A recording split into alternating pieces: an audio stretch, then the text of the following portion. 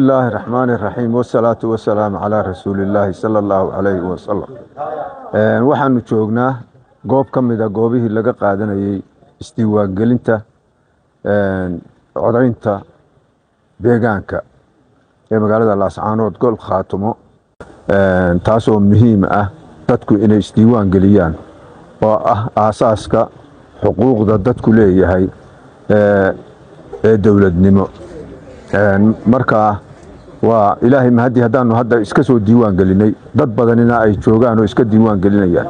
marka waxaanu dadka aanu sheegayaa inay dadku isdiiwaan geliyaan oo ay qaataan kaarka, waayo waa xuquuqdoodii dawladnimo oo ay ku codayn doonaan hadhowto.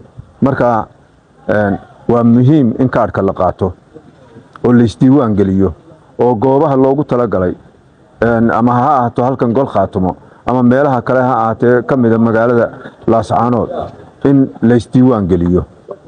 marka dadku waa inay isdiiwaan geliyaan, waayo waa xuquuqdoodii ay ku codayn lahaayeen hadhowto markay u baahdaan. qofka wuxuu xaq u leeyahay inuu codeeyo codkiisu aanu lumin.